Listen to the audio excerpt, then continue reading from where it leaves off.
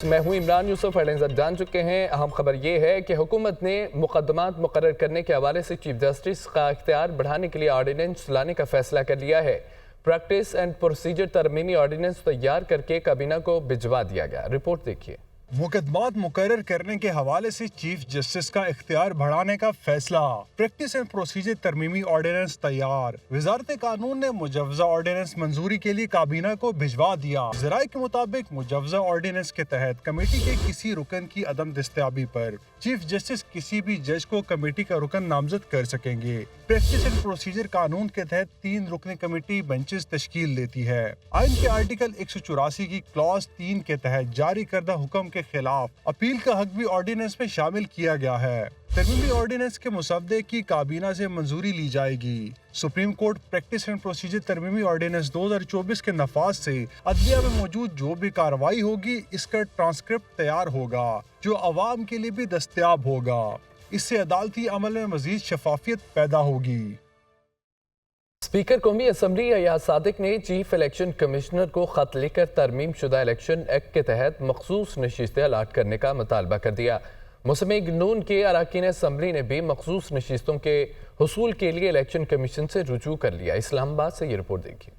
Speaker قومی assembly سردار ایاز صادق کا chief election commissioner کو خط ترمیم شدہ الیکشن ایکٹ کے تحت مخصوص نشستیں الاٹ کرنے کا مطالبہ۔ نون لیگ کے اراکین اسمبلی نے بھی مخصوص نشستوں کے حصول کے لیے الیکشن کمیشن کو درخواست دے دی۔ چیف الیکشن کمشنر کو لکھے گئے خط میں اسپیکر سردار ایاز صادق نے کہا ہے کہ پارلیمانی نظام کی خود مختاری اور وقار کو برقرار رکھنے کے لیے پارلیمانی اصولوں پر عمل کرنا بے حد ضروری ہے۔ ترمیمی الیکشن ایکٹ کے تحت کسی سیاسی جماعت میں شامل ہونے والا آزاد رکن اب پارٹی تبدیل نہیں کر سکتا۔ ترمیم شدہ الیکشن ایکٹ کا اطلاق 2017 سے کیا گیا ہے۔ ترمیم شدہ الیکشن ایکٹ پر عمل درآمد الیکشن کمیشن کی آئینی اور قانونی ذمہ داری ہے۔ دوسری جانب مسلم لیگ نون کے اراکین اسمبلی کی جانب سے الیکشن کمیشن کو درخواست میں کہا گیا ہے کہ الیکشن ایکٹ میں ترامیم کے مطابق ایک مرتبہ وابستگی کا جمع کرایا گیا سرٹیفکیٹ تبدیل نہیں ہو سکتا، جبکہ جس سیاسی جماعت نے فہرست نہیں دی وہ مخصوص نشستوں کا اہل نہیں۔ درخواست میں استدعا کی گئی ہے کہ جن امیدواروں نے انتخابات میں پارٹی وابستگی سرٹیفکیٹ جمع نہیں کرایا انہیں آزاد ڈکلیئر کیا جائے اور قرار دیا جائے کہ جن آزاد ارکان نے کسی سیاسی جماعت میں شمولیت اختیار کی وہ دوبارہ پارٹی تبدیل نہیں کر سکتے۔ یاد رہے کہ 12 جولائی کو چیف جسٹس آف پاکستان قاضی فائز عیسیٰ کی سربراہی میں 13 رکنی فل بینچ نے پشاور ہائی کورٹ اور الیکشن کمیشن کا فیصلہ کالعدم قرار دیتے ہوئے پاکستان تحریک انصاف کو مخصوص نشستوں کا حقدار قرار دیا تھا۔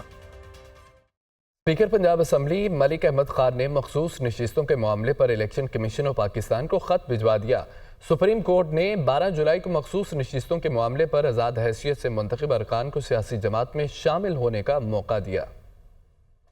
مخصوص نشستوں کا معاملہ اسپیکر پنجاب اسمبلی ملک احمد خان نے الیکشن کمیشن آف پاکستان کو خط بھجوا دیا۔ خط میں کہا گیا ہے کہ پنجاب اسمبلی میں آزاد حیثیت سے منتخب ہونے والے یہ ارکان عام انتخابات کے بعد پہلے ہی سنی اتحاد کونسل میں شامل ہو چکے ہیں۔ عملی طور پر 12 جولائی کے اس فیصلے کے بعد ان اراکین کو ایک مرتبہ پھر جماعت کی تبدیلی کا موقع دیا گیا۔ پارلیمان اس سے پہلے الیکشن ترمیمی بل پاس کر چکی ہے۔ الیکشن ترمیمی ایکٹ صدر پاکستان کی منظوری کے بعد گزٹ آف پاکستان میں بھی شامل ہو چکا ہے۔ خط میں کہا گیا ہے کہ پارلیمان سے منظور ہونے والے الیکشن ترمیمی ایکٹ کے بعد حالیہ فیصلے کا اطلاق سنگین صورتحال پیدا کر سکتا ہے۔ اسپیکر پنجاب اسمبلی نے خط میں کہا کہ الیکشن ایکٹ میں ترمیم واضح کرتی ہے کہ سابق قانونی وضاحت کی بجائے مخصوص نشستوں پر نئی قانون سازی کے مطابق کام کرنا ہوگا۔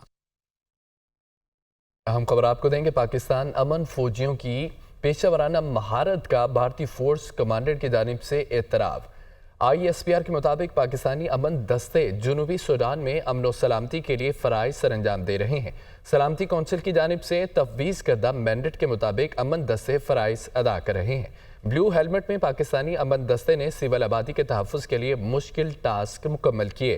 سول آبادی کا تحفظ امن مشن میں ہمیشہ پاکستانی امن دستوں کی اولین ترجیح رہی ہے۔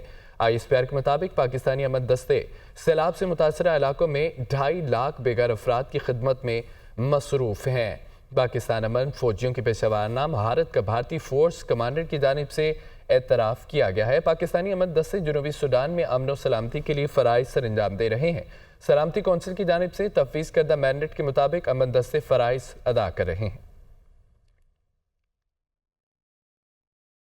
2 پاکستانی خواتین اہلکاروں میجر ثانیہ صفدر اور میجر کومل مسعود کو جینڈر ایڈووکیسی ایوارڈ سے نوازا گیا۔ ISPR کے مطابق پاکستان کی خواتین امن اہلکاروں کے اور ان کے پیشہ ورانہ مہارت کی وجہ سے پہچانا جاتا ہے۔ عالمی سطح خدمات انجام دینے کے دوران دونوں افسران نے غیر معمولی پیشہ ورانہ مہارت اور لگن کا مظاہرہ کیا ہے۔ ISPR کے مطابق پاکستان کی خواتین امن اہلکاروں کو ان کی پیشہ ورانہ مہارت کی وجہ سے پہچانا جاتا ہے۔